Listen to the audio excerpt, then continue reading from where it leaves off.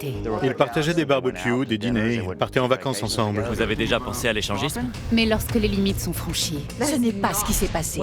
Les choses ont pris une tournure bizarre. Sors de ma propriété. Les amis deviennent tout à coup des ennemis. C'est un con, faute d'un meilleur terme. C'est l'étincelle qui a déclenché la guerre. C'est quoi ton problème? T'approches pas de moi, de ma femme et de ma famille. Leur relation s'est envenimée et la situation est devenue incontrôlable. Ils se querellaient. T'es réveillé, mon pote? Pourquoi narguer quelqu'un qui vous a soi-disant menacé avec une arme? Une fois que la guerre est déclarée, Non! il n'y a plus de retour possible. Jamais je n'aurais imaginé que ça arriverait un jour. Bonjour, papa. On n'en a pas terminé. Tire quand t'es prête. T'es toujours aussi con! Au milieu de la canopée de chênes, il est difficile de deviner que cette ville paisible au nord de Raleigh est une communauté dynamique qui s'agrandit de jour en jour. Wake Forest est une petite communauté qui se développe. Les habitants sont formidables, la criminalité est faible. C'est un endroit relativement sûr où il fait bon vivre. J'adore Wake Forest. Wake Forest est une ville verdoyante. Les habitants ont de grandes propriétés avec de vastes jardins. Ça semblait l'endroit idéal pour y fonder une famille. Et c'était une ville paisible. Et il n'y avait pas beaucoup de circulation, ni d'agitation, comme on pouvait en rencontrer dans de plus grosses villes. C'est une région magnifique qui offre beaucoup d'animation. Il y a de nombreuses constructions neuves. C'est un coin intéressant parce que les habitants viennent d'une multitude d'horizons différents. Certains s'y installent pour leur retraite, d'autres pour s'échapper des grandes villes, ou encore pour y fonder une famille. Sandy et Stéphanie Mazzella ont emménagé dans la région 3 ans auparavant avec leurs enfants Sarah et Matt. Sandy avait bon cœur. Il laissait une très bonne impression à tous ceux qu'il rencontrait. J'ai toujours apprécié Stéphanie. Je trouve qu'ils formaient un très beau couple. Sandy Mazzella avait une entreprise d'aménagement paysager florissante. Il faisait son possible pour élever ses 2 enfants et aider sa femme à subvenir aux besoins de sa famille. J'aurais pas oublié quelque chose? Sa femme travaillait comme infirmière. T'es formidable. Attention de ne pas y prendre goût. Elle était intelligente, elle avait un travail fantastique. Il était bien tombé. Bonne journée. Merci, toi aussi. Il ne fait aucun doute que Sandy aimait beaucoup Wake Forest. Les Mazzella vantent les mérites de la région à leurs proches et ils parviennent facilement à convaincre leur couple d'amis John Sander et Laurie d'emménager dans la maison voisine avec leurs 3 enfants. C'étaient d'anciens collègues et des amis très proches avant d'emménager en Caroline du Nord. On a décidé de s'installer en Caroline du Nord pour prendre un nouveau départ. Il ne te mérite pas. John cherchait une activité qui lui permette d'exercer son métier. C'est pourquoi, au juste? Un bassin, une terrasse, des dalles, un chantier très facile. T'as tout ce qu'il faut?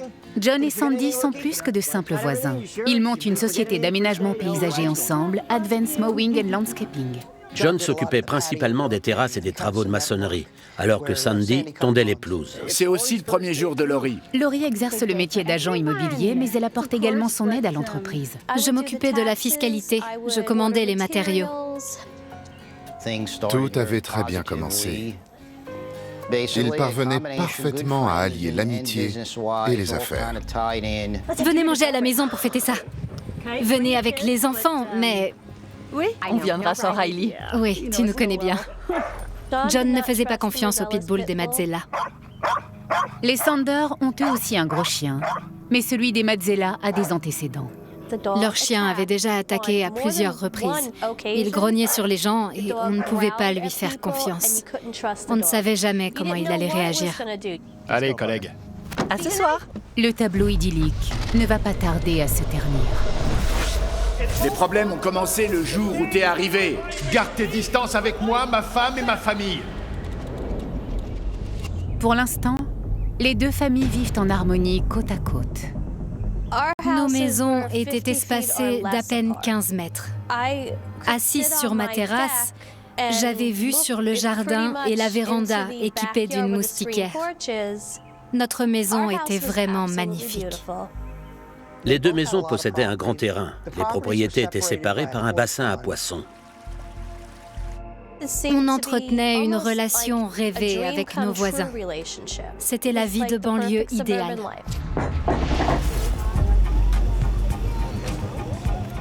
Ils partageaient des barbecues, des dîners, ils partaient en vacances ensemble, ils se baignaient dans le jacuzzi ensemble. Ils entretenaient une relation très proche. Les enfants se côtoyaient. Ils passaient beaucoup de temps ensemble. Aux meilleurs amis.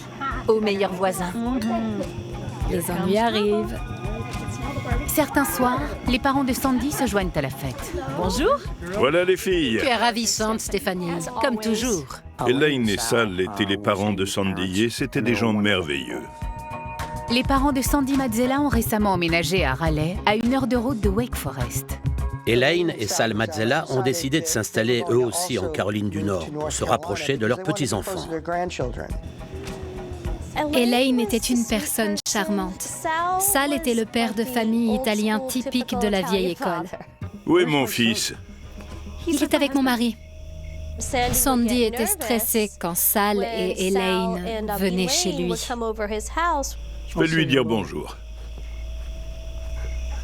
Ou plutôt, mais qu'est-ce que tu fabriques, bon sang?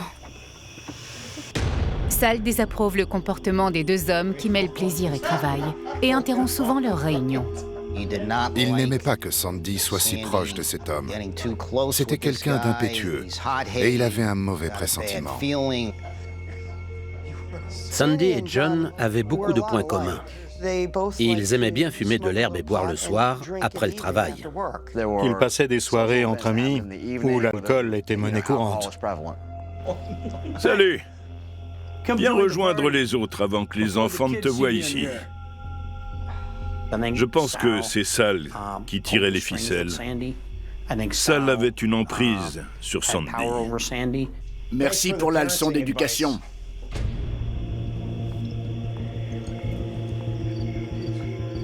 Vous voulez un verre? Oui, je veux bien.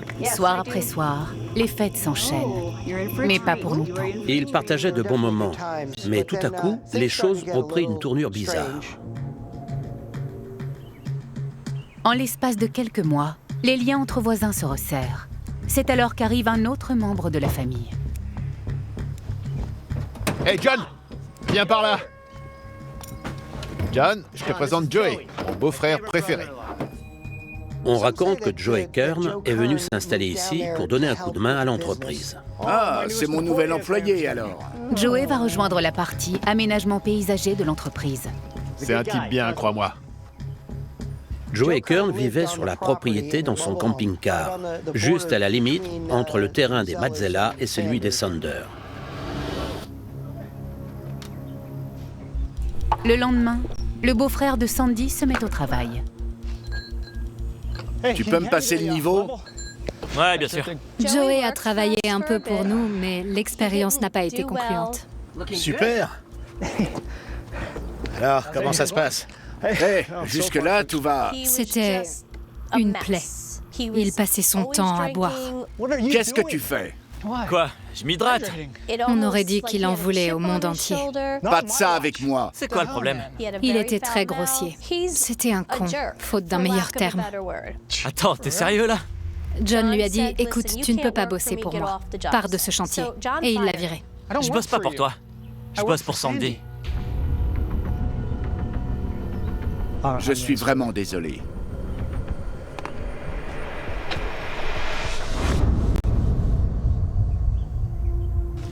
Santé. 2 heures. Il m'a accordé 2 heures pour faire mes preuves. Quelle espèce d'abruti. Mais au lieu de consulter son partenaire, Tu peux travailler dans mon équipe. Sandy fait passer les liens du sang avant les affaires.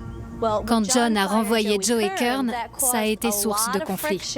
Les Mazzella se montraient un peu plus distants avec nous après ça. Salut. Salut, comment s'est passée ta journée? Une catastrophe. Oh non, qu'est-ce qui s'est passé? Ça a été une sale journée. Mais aujourd'hui, les problèmes au travail sont le cadet de leurs soucis. Leur relation, qui avait très bien commencé, s'est dégradée au plus haut point. John, c'est parlé! Leur chien a accidentellement ouvert la porte. Il est sorti de la maison et il a filé tout droit dans mon jardin pour attaquer mon berger allemand. C'est l'étincelle qui a déclenché la guerre. John, attends! John Sander fait irruption chez les Mazzella Qu'est-ce qui se passe ici? Garde ton sale Kleb, sors de ma propriété. et menace de tuer leur chien, le chien de la famille Mazzella. Sinon quoi? Ou c'est la dernière fois qu'il aboie? John avait peur que le chien attaque les enfants. Répète un peu. Il aurait pu s'en prendre à un enfant, aussi bien à un des leurs qu'à un des nôtres. Je n'avais rien contre leur chien, mais on ne pouvait pas lui faire confiance. T'as très bien entendu. Sors de chez moi. Je pense que c'était des paroles en l'air. Il n'aurait pas fait de mal au chien. Dégage. Sous le coup de la colère, il arrive de dire des choses que l'on ne pense pas, ou de faire des choses que l'on regrette. Je ne pense pas que John ait réellement eu l'intention de tuer le chien. C'était juste une démonstration de force. Inquiets pour leur sécurité, les Sanders signalent l'incident. J'ai dit, écoute, je vais appeler le service de protection des animaux, on va les laisser gérer la situation. Alors je les ai appelés. Arrêtez, vous n'avez pas le droit de l'emmener. Il fait partie de la famille, il n'a rien fait de mal. Les agents de la société sont venus et ils ont confisqué le chien. Vous l'emmenez Regardez ce que vous faites à mes enfants. où? Le chien était comme leur enfant. Il faisait partie de la famille. Alors Sandy était furieux. Il s'est mis à crier, à hurler. Tu n'avais pas le droit. J'avais tous les droits. Sandy était dans tous ses états. Il semblait, de toute évidence, bouleversé. John était toujours en colère. T'as aucune pitié pour mes enfants. Et mon chien, il a failli mourir. T'imagines s'il s'était attaqué à mes enfants? Il fait partie de la famille. T'avais qu'à le tenir en laisse. Hé, du calme. Tout le monde va respirer un bon coup maintenant. Je pense que Sal savait que John Sander était imprévisible. À mon avis, il est intervenu parce qu'il ne voulait pas que Sandy ait de problème avec John. Il voulait prodiguer des conseils à son fils. Tout va bien. Non, tout ne va pas bien. Malheureusement, le chien est euthanasié. La famille Mazzella a le cœur brisé, et c'est à John de réparer ses torts. Je lui ai dit, écoute John, c'est ton meilleur ami. Il vient de perdre son chien qu'il adorait. Va lui parler. Alors John fait des efforts pour se racheter. John adopte un chien dans un refuge voisin pour l'offrir aux Mazzella. Il espère que ce geste permettra à Sandy de lui pardonner et d'oublier. Je suis désolé. Je voulais juste épargner le chien de mes enfants. Ce n'est pas un chiot, mais il a besoin d'un bon foyer. John et moi, on a essayé de se racheter. Ils étaient très contents quand on leur a donné ce deuxième chien. C'était un gentil chien. J'espère que tu me pardonneras. Après leur dispute, Ouais, d'accord. ils se sont réconciliés et ont renoué des liens. T'es un bon chien. Mais l'harmonie entre les amis ne va pas durer longtemps. Je sais pas comment notre chien s'est détaché. Il y a eu une période d'accalmie. Ils partaient en vacances ensemble et ils faisaient des sorties ensemble. Mais ça n'a duré qu'un temps, parce que la situation s'est de nouveau envenimée.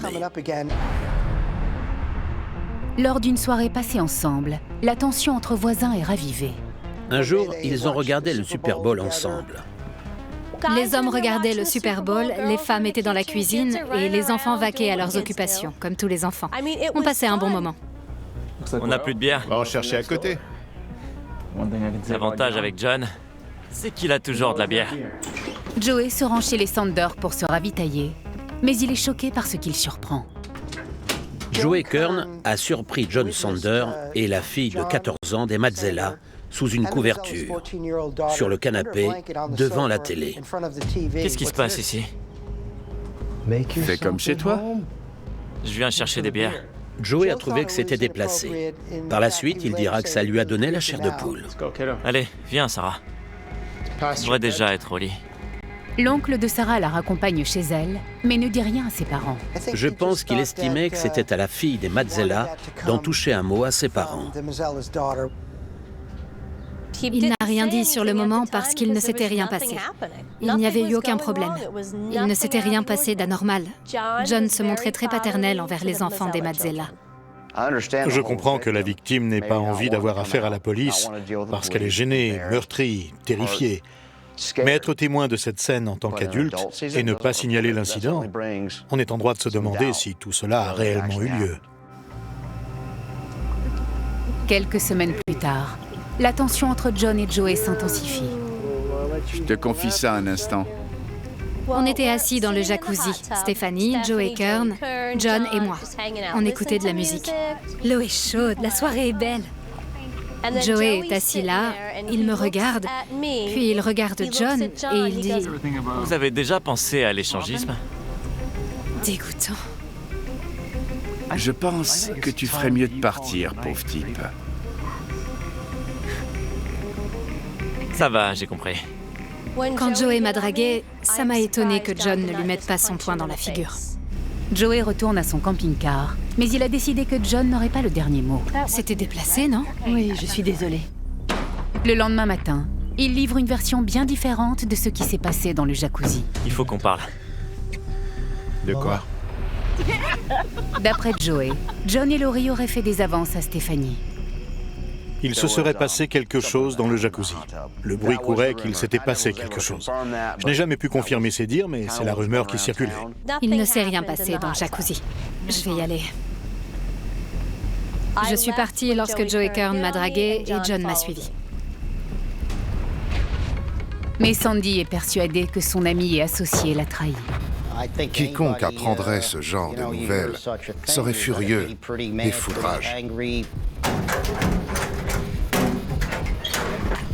Sandy avait été humilié. Il allait riposter.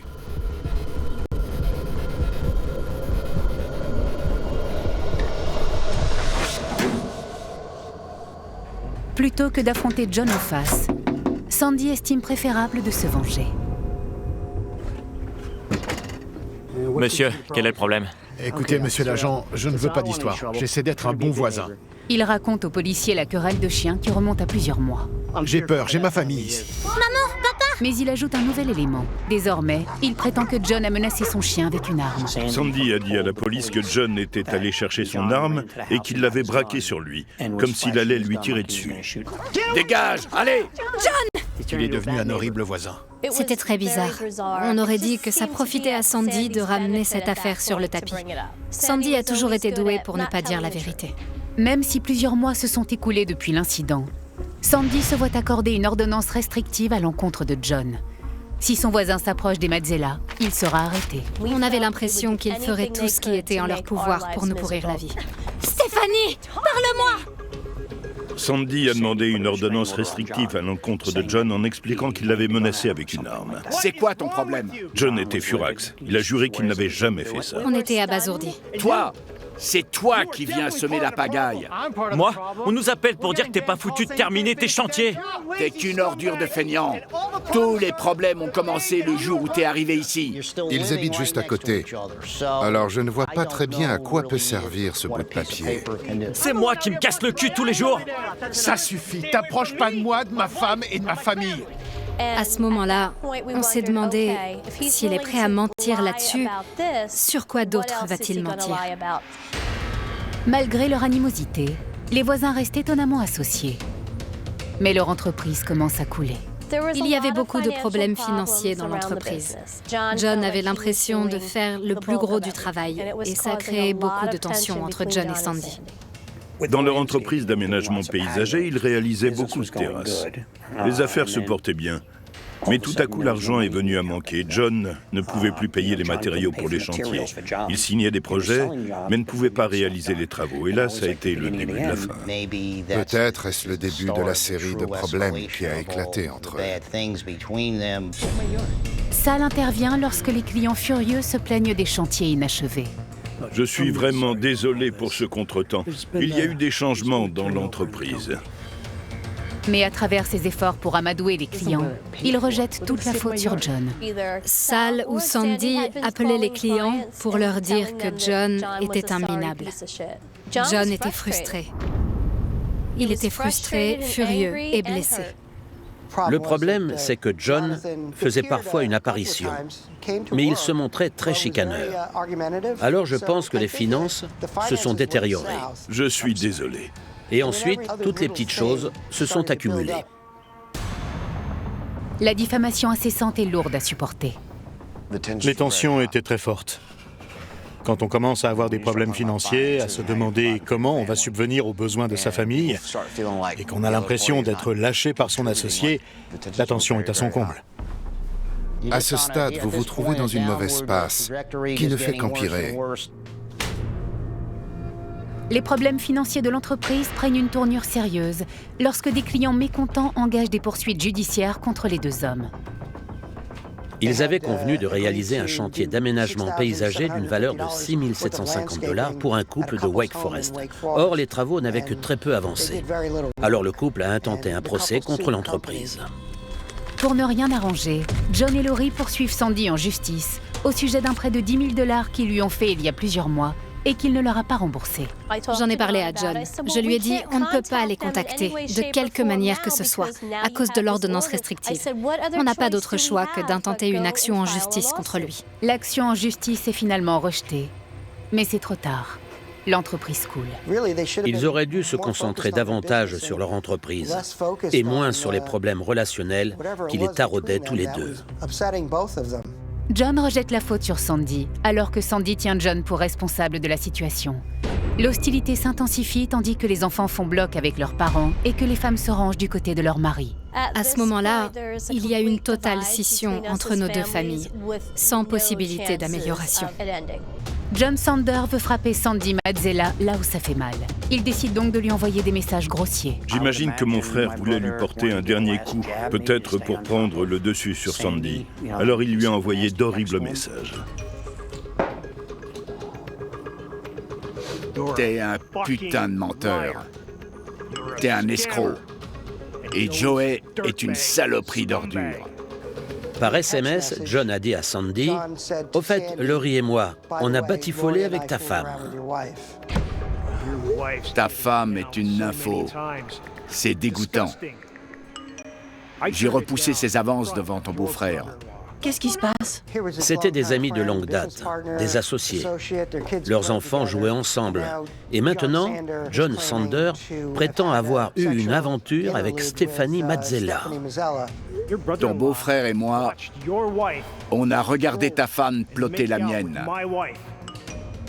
Ce n'est pas ce qui s'est passé. Pour moi, ça ressemble un peu à une provocation, à une vengeance. J'aurais été très contrarié de recevoir ce genre de message. J'aurais dû sodomiser ta femme quand elle m'a supplié de le faire. Va te faire foutre. Ce sont de purs mensonges. C'était le but. C'est n'importe quoi.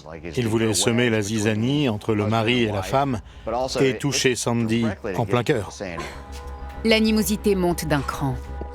La guerre est déclarée. À ce stade, tout lien d'amitié était rompu. Tu vas le laisser parler sur ce ton? Non. Hein? Non. Allez.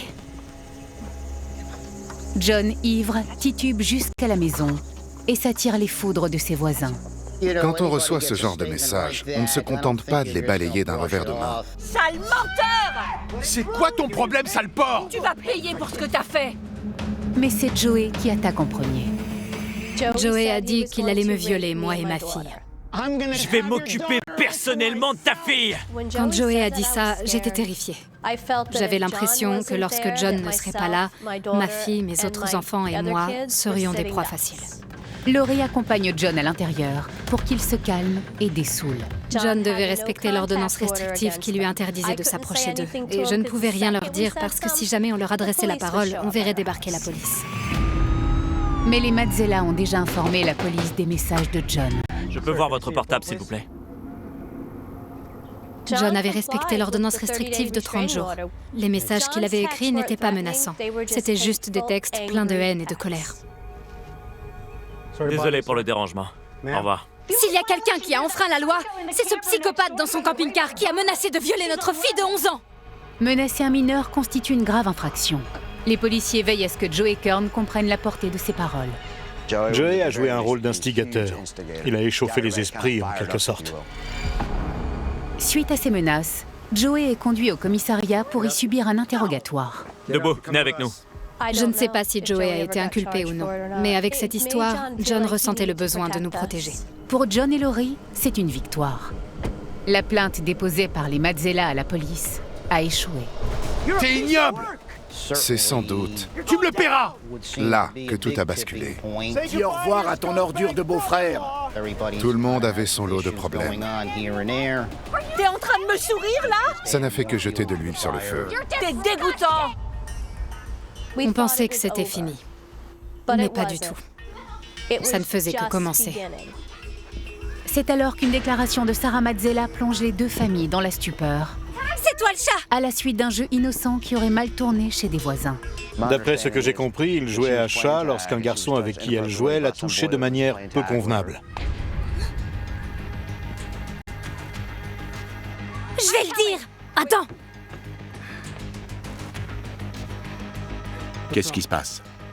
Elle l'a signalé au voisin, qui lui a répondu « Tu as bien fait, il faut toujours dire la vérité ». Et c'est là qu'elle a parlé de John. Sarah, ma chérie, qu'est-ce qui se passe? La jeune fille de 14 ans révèle qu'il s'est passé quelque chose le soir du Super Bowl, quand elle était sur le canapé avec John Sander. La fille de Sandy Mazzella, âgée de 14 ans, a déclaré qu'elle avait subi des attouchements de la part de John Sander.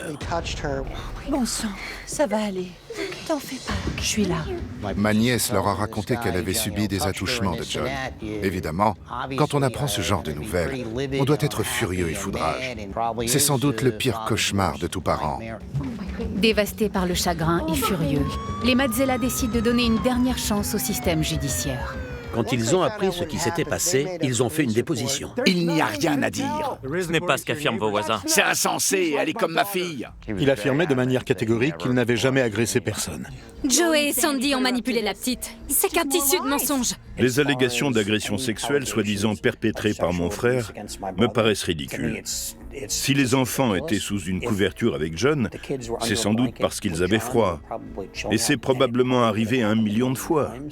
Pourtant, John sait que ce sera sa parole contre celle de Sarah et que la bataille est vraisemblablement perdue d'avance. Il a dit « Qu'est-ce que je fais si c'est ma parole contre la sienne ?» Et l'avocat lui a répondu « Ça risque de vous coûter des centaines de milliers de dollars et de prendre des mois pour prouver votre version des faits. » John n'avait jamais connu de démêlé avec la justice. Je crois même qu'il n'a jamais eu de contravention pour excès de vitesse. L'instruction est ouverte. Il craignait que sa famille ne lui soit retirée. Il pensait qu'il irait en prison pour le restant de ses jours. Il était paniqué, il avait peur. T'es mal barré, mon vieux. T'es carrément mal barré. John le pédophile. Puis, ils ont commencé à se moquer de John Sander en criant « John le pédophile » depuis leur propriété. John le pédophile. Ils étaient alignés en rang d'oignons et ils le harcelaient verbalement en le traitant de pédophile. Pédophile! Pourquoi provoquer la personne qui a soi-disant agressé votre fille? Pourquoi? Pourquoi faire ça? Vous êtes malade! Les enfants sont tout pour mon frère. Alors quand John est accusé d'avoir abusé sexuellement de la fille de Sandy, il est effondré et hors de lui. Vous ne vous en sortirez pas comme ça! Vous savez de quoi je suis capable! Et c'est un pédophile qui dit ça. Il n'y avait plus de retour en arrière possible. C'est fini! À ce moment-là, je n'aspirais qu'à rentrer chez moi pour ne plus avoir à supporter ce flot d'injures. John le pédophile! John le pédophile! Où tu vas comme ça? C'est ça, rentre chez toi. Je restais à distance. John le pédophile! Si les Mazzella étaient là, je restais dans la maison. John le pédophile! Ou alors je sortais, ou je trouvais un endroit où aller. Je pense qu'il aurait réussi à surmonter les problèmes financiers. Mais quand John a appris qu'on l'accusait d'être un prédateur sexuel, un agresseur sexuel, et qu'il a réalisé qu'on le séparerait de sa famille à cause de ces allégations proférées par des personnes avec lesquelles il était brouillé, ça l'a vraiment mis hors de lui. John Sander avait un fusil de chasse Mossberg et il possédait au moins un revolver. Mais il savait que s'il sortait avec une arme, ce serait la guerre. Et il savait que Sandy était armé. Il avait plein d'armes à feu chez lui. Et il était prêt, en cas de besoin, à se défendre. Sandy saute sur l'occasion de s'entraîner à tirer avec un voisin. J'ai entendu des rumeurs selon lesquelles, lors des séances de tir chez l'ami de Sandy, il prenait une photo de John pour cible. Je peux essayer, papa? Ses voisins, qui étaient autrefois de très bons amis, ont désormais affaire à la police pour des menaces. Fais attention. Des problèmes avec les chiens, les voitures, les armes et des problèmes d'agression sexuelle. Il y avait de quoi devenir fou. Et je pense que c'était voulu. Bien. J'ignorais que c'était aussi tendu.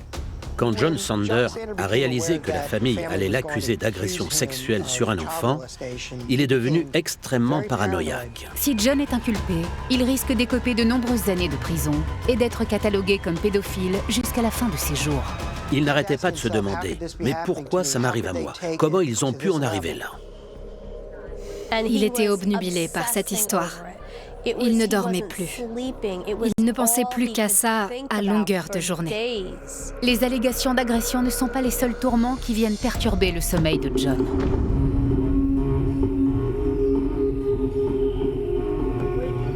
Debout là-dedans! T'es réveillé, connard? Joe Kern trimballait une grosse enceinte et il passait de la musique en montant le volume très fort.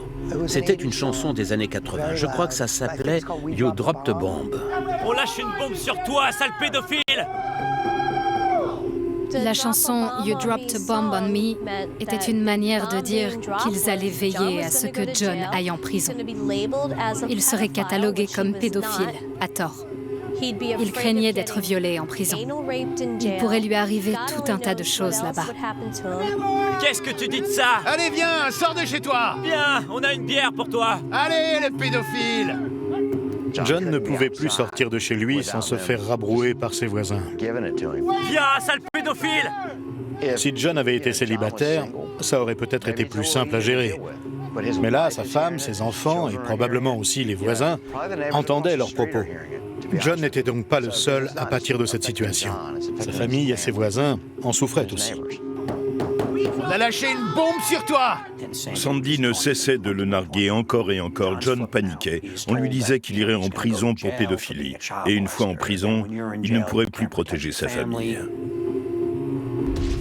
Je pense que Sandy cherchait une occasion pour anéantir John. John! Pédophile! Il voulait attirer John dehors pour qu'il se batte avec Joey et que Sandy puisse le tuer. John ne mord pas à l'hameçon, mais sa réaction est une violation de son ordonnance restrictive. T'es chez moi! John avait menacé de mettre Sandy entre quatre planches. Ça suffit! Quand la police arrive, John est arrêté et accusé d'avoir proféré des menaces. John a toujours nié avoir dit « je vais te mettre entre quatre planches et t'envoyer 6 pieds sous terre ». Cette victoire des Mazzella est de courte durée. John est libéré sous caution quelques heures plus tard. Le juge a dû penser qu'il ne s'agissait pas réellement d'une menace. Mais Sandy et Sal ne s'avouent pas vaincus. Les Mazzella n'étaient pas satisfaits et ils étaient prêts à semer la zizanie. Je me souviens que mon frère était le plus heureux du monde, parce qu'à ce moment-là, il pensait que tout était fini. J'ai gagné, espèce de salopard, c'est fini. Tout ça, c'est fini. On s'est dit, ça y est, c'est fini. Maintenant, on va pouvoir passer à autre chose. Non, c'est pas fini, d'accord? T'approches pas de ma famille. Mais le vent va tourner de nouveau. John et Laurie attendent anxieusement la prochaine attaque des Mazzella, qui se matérialise sous la forme des services de protection de l'enfance. Bonjour. Bonjour, Monsieur Sander. Les enfants, vous voulez bien ramasser les cartes et rentrer à l'intérieur? La femme nous a dit qu'un enfant mineur avait subi des attouchements. Je me suis mise à pleurer. J'ai dit « Oh John, quelqu'un a fait du mal à l'un de nos enfants. » Je viens de parler à la victime. Elle m'a répondu « Non, non, il ne s'agit pas de vos enfants. Ils disent que Sarah a subi des attouchements de la part de John. On en a eu la nausée. » Elle est bouleversée. John est effondré. L'enquête suite aux accusations de Sarah s'est intensifiée. Les services de protection de l'enfance l'ont interrogé. Avec eux, une personne est coupable avant que son innocence ne soit prouvée. Je dois m'assurer que c'est un environnement convenable pour vos enfants. Il ne s'était jamais retrouvé dans une situation où il craignait de perdre ses enfants. Ça ne lui était jamais arrivé. On le malmenait. Il était malmené, harcelé et jeté en pâture. Tu sais très bien ce que t'as fait. Des idées terribles lui passaient par la tête. John le pédophile! Salut, le pédophile! Je pense que leur intention était de le pousser à bout, mais je doute qu'ils imaginaient la tournure que cela prendrait. Même le vendredi saint, il n'y a pas de répit pour les Sander ou les voisins.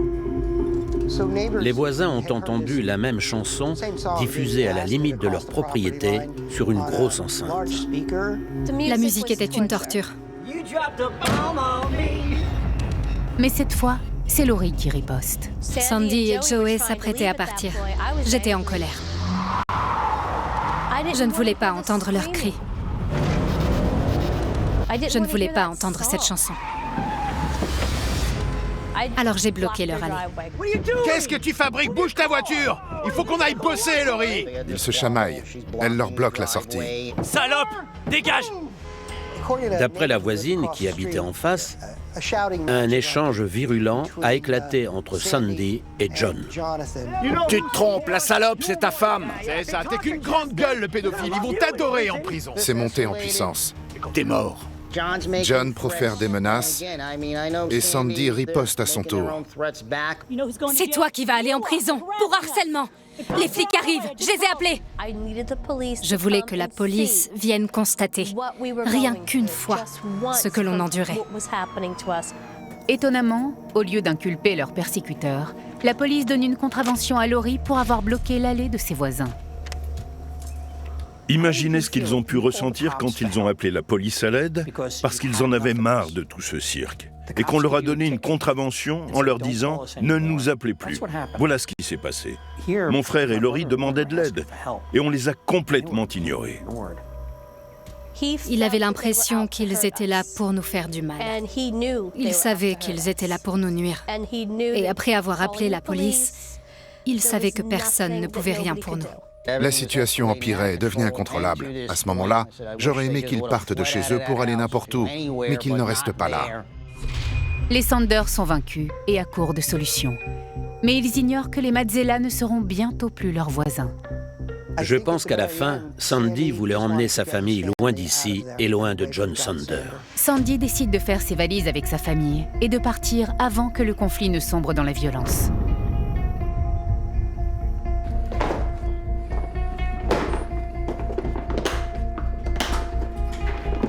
Les parents de Sandy viennent pour les aider à faire les cartons. Sandy est là, Stephanie est là, Sal et Elaine arrivent. C'est logique qu'ils aient pris la décision de partir. Sandy avait 2 enfants et il voulait avant tout protéger sa famille. Bon débarras, c'est la pire des ordures. Ce soir-là, John va au bar du coin et continue à broyer du noir. J'allais faire des courses pour Pâques et j'ai déposé John au bar. Je ne pense pas que ça aurait changé quoi que ce soit si John avait su que les Mazzella déménageaient. John Sander n'avait qu'une idée en tête. On allait l'arrêter. L'idée d'aller en prison pour agression sexuelle sur un enfant lui était insupportable.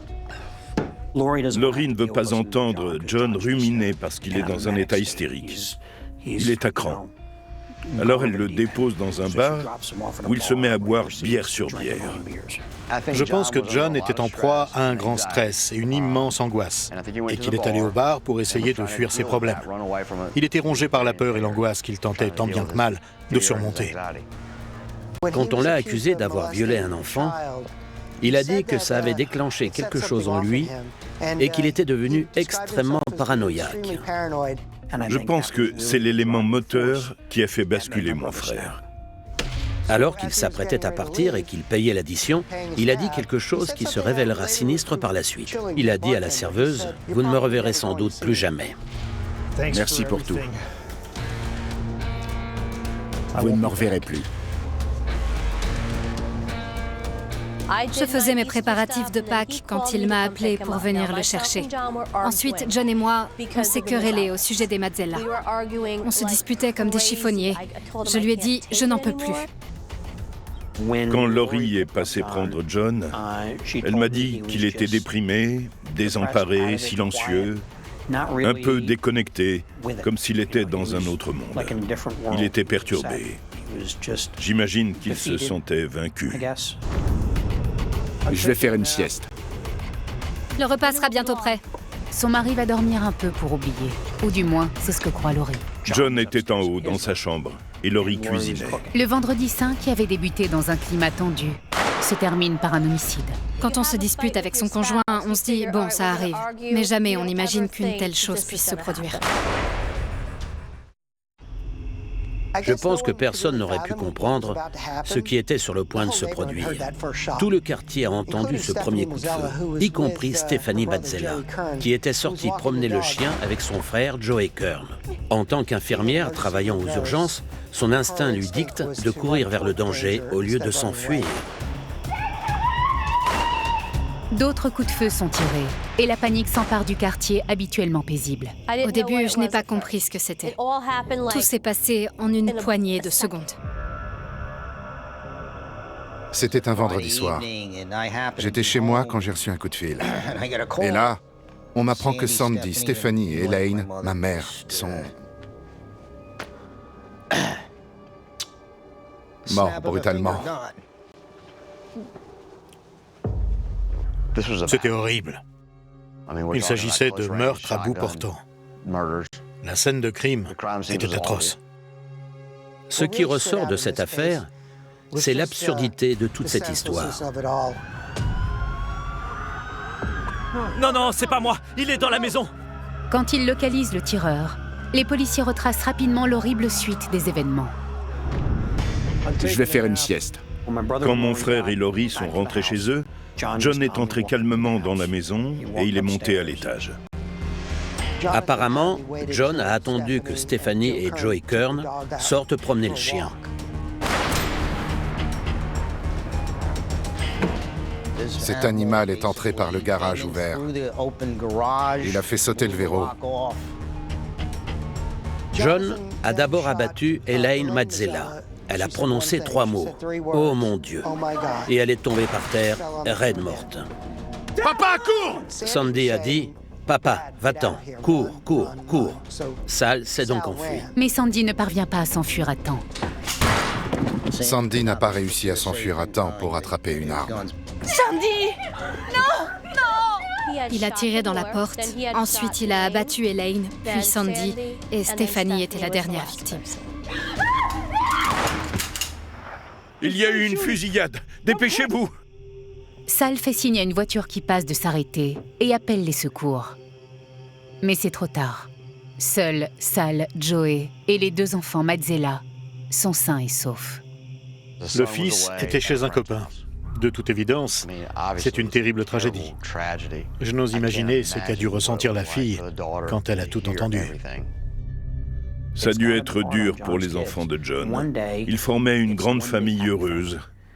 Et tout à coup, leur père est embarqué par la police venue en renfort. C'est la dernière fois qu'ils ont vu leur père. En 2019, John Sander passe en jugement. L'accusation réclame la peine capitale. Le parquet avait de nombreuses théories permettant de reconnaître John coupable de meurtre avec préméditation. Gardez la monnaie. Avant les meurtres, John a bu 6 grandes bières. Puis il a dit à la serveuse « Vous me verrez aux informations ». Je pense qu'à ce moment-là, John Sander savait qu'il voulait tuer Sandy. Je crois que dans la tête de John, il valait mieux aller en prison pour meurtre plutôt qu'à cause des allégations d'agression sexuelle sur un enfant. Il a cru que sa famille lui serait retirée et qu'il irait en prison pour le restant de ses jours. Et je pense qu'il a perdu espoir. Il a perdu toute perspective d'avenir. Il a pensé qu'il n'avait pas le choix, il ne pouvait pas aller en prison et laisser sa famille sans défense. Il devait agir, il ne supportait plus la situation, il fallait que ça s'arrête. Il ne voyait pas d'autre solution. John était plein de rage. Si on n'avait jamais emménagé ici, rien de tout ça ne serait arrivé. Sandy nous avait dit « La vie est formidable ici, c'est génial pour les enfants. » Il nous a vendu du rêve. Si seulement on avait refusé de s'installer ici. Jamais je n'aurais imaginé que ça arriverait un jour. John Sander continue à nier les attouchements dont on l'accuse sur Sarah Mazzella, mais il est reconnu coupable du triple homicide et condamné à 3 peines de prison consécutives à perpétuité. J'ai l'impression qu'on nage en pleine fiction. Ça ne semble pas réel. Ça me rend triste pour Sandy, pour Stephanie, pour Elaine. Sa vie est terminée. La vie de sa famille est terminée. Tout est terminé. Et il n'y a aucun sens à cela. Il n'y a aucun intérêt. Il n'y a aucune logique derrière tout ça. Je pense que toute cette tragédie aurait pu être évitée. Ce qui ressort de cette histoire, c'est que tout cela n'aura servi à rien. L'issue aurait pu être différente. Maintenant, les enfants de Sandy sont orphelins. Les enfants de mon frère grandissent sans leur père. Laurie n'a plus son mari à ses côtés, Sal a perdu ses enfants et sa femme. Les enfants souffrent d'un syndrome post-traumatique, de dépression, d'angoisse. Ils ont toujours peur de perdre quelque chose ou quelqu'un. Tout le monde est mort. On essaie d'avancer, mais c'est difficile de tourner la page. Hi honey, I just wanted to say goodnight to you and the kids. I love you all. Good night.